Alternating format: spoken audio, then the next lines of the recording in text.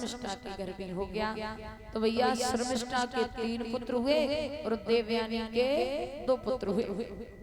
एक दिन महाराज देवयानी के घर में बैठे थे, दोनों बालक शोर कर रहे। राजा कहता है बाके 3 हैं और तेरे 2 हैं, पता नहीं चलता कहाँ रहते हैं। 3 बालक कितनी शांति से रह देते हैं और तेरे दोनों बालक दत्ती काटे। भैया इतने शब्द सुने देवयानी खड़ी हो गई, बोले किनके हैं 3। जब पूरी बात पता चली भैया महाराज अपने पिताजी के पास पहुंचे। बोले पिताजी मेरे पति ने मेरे साथ में गलत किया, शुक्राचार्य ने श्राप दे दिया। ये महाराज याती मैंने तुम्हें समझाया तुम नहीं माने, जाओ हम तुम्हें श्राप दे रहे हैं, तुम बूढ़े हो जाओ। महाराज याती बूढ़े हो गए। काफी समय तक वृद्ध अवस्था रही। देवयानी ने देखा कि पति की हालत ज्यादा खराब हो रही है, पिताजी के पास पहुंची, हमारे पति को ठीक करो। पिताजी ने जवाब दिया कोई प्रसादी थोड़ी है कि घर जाओ और फिर ले जाओ, श्राप दिया है वापस नहीं होगा। हाँ ये जरूर है तुम्हारे पति का कोई बुढ़ापा ले और अपनी जवानी दे तो तुम्हारे पति ठीक हो सकते हैं। तो दादा देवयानी का सबसे छोटा पुत्र है यदु, उसने अपनी जवानी दी, राजा का बुढ़ापा लिया। काफी समय तक राजा ने शासन किया।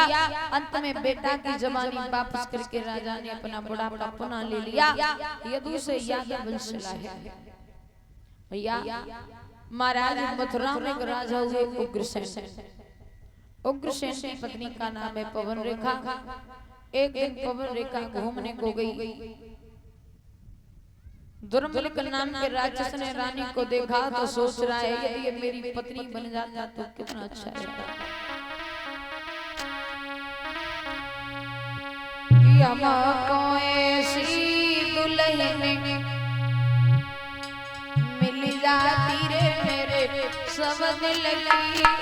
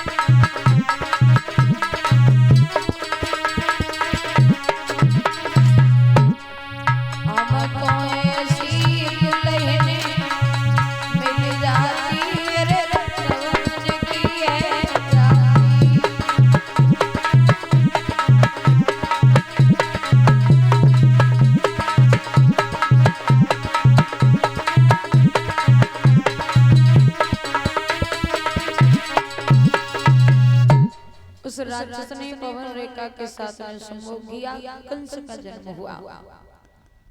कंस के चाचा हैं देवक, उनकी बिटिया है देवकी। कंस जब तक छोटा था तब तक तो ठीक था, जब बड़ा हुआ तो भैया इतना अत्याचारी है। कोई इतना आदमी रास्ता पूछे तो हाथ पकड़ के कुआ के पास खड़ो कर तुर पीछे ते लाद दे तो बोले सीधे ही चले जाइयो, मुड़ियो ना। लड़कियों का बड़ा अपमान करता है, किसी की चुनरियां फाड़ता है तो काऊ के रास्ता रोक के छेड़खानी करता है। लड़कियां सब राजा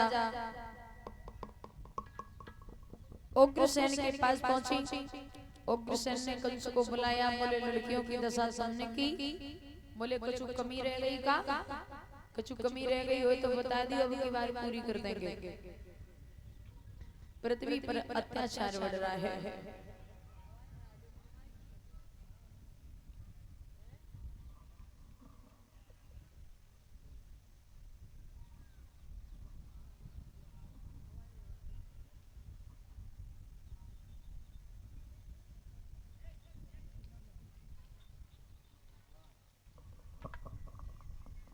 भैया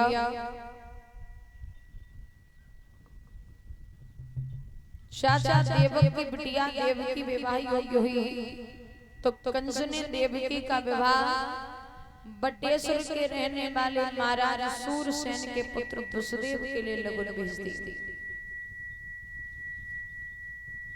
लगन जब भेजी, वसुदेव जी बारात लेकर के आए, बड़े विधि विधान से विवाह हुआ और कंस कहता है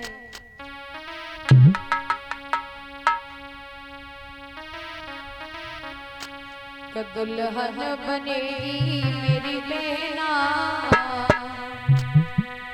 घर आवेंगे सजना,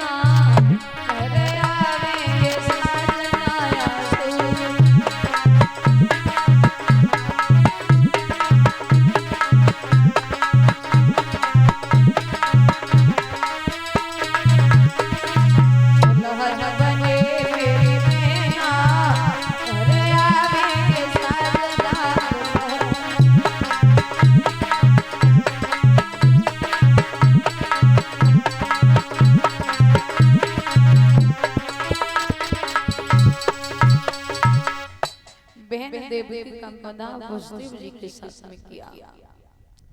उस बहन को कंस ने विदा किया तो रथ में देवकी जा रही है, पीछे से एक रसाला है और बाके पीछे कंस राज वसुदेव कुमार का साला है।